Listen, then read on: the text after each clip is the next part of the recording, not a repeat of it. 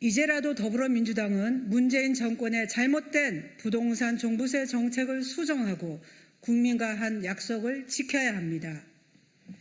주택 토지 소유자 130만 명에게 총 7조 5천억 원의 종합부동산세 고지서가 발송됐고 주택 종부세는 122만 명으로 전체 주택 소유자의 8.1%에 달한다고 합니다. 지난 5년 사이 그 대상자가 4배 늘었고 세금 납부액은 10배나 불어났고 5년간 집값 37% 오를 때 종부세는 1037%나 급등했다고 합니다. 현 정부가 추진했던 종부세 완화 조치들이 국회 입법 불발로 줄줄이 무산되었습니다. 정부가 종부세 관련 법 개정안을 냈지만 국회를 장악한 거대 야당 민주당이 부자 감세라며 거부했기 때문입니다.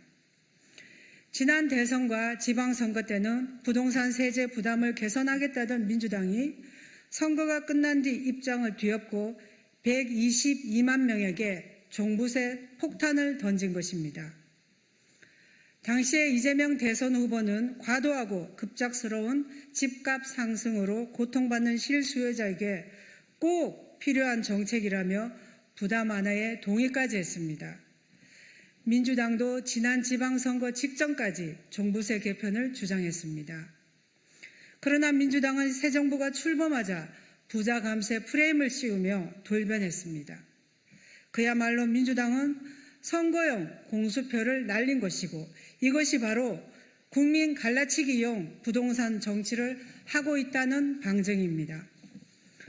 종부세는 도입 취지와 달리 금액이나 부과 대상에서 이미 부자가 내는 세금이 아니고 일반 국민이 내는 세금으로 변질됐습니다.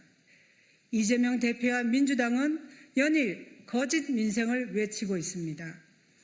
이재명 대표와 민주당이 말하는 민생은 국민의 삶이 아니라 이재명 사당으로 기능하는 민주당 생존이라는 것을 국민은 이미 알고 있습니다. 종부세 부담 완화는 민주당이 주장하는 부자 감세가 아니라 비정상을 원래대로 돌려놓는 것입니다. 이제라도 민주당은 문재인 정권의 잘못된 부동산 종부세 정책을 수정하고 국민과 한 약속을 지켜야 합니다.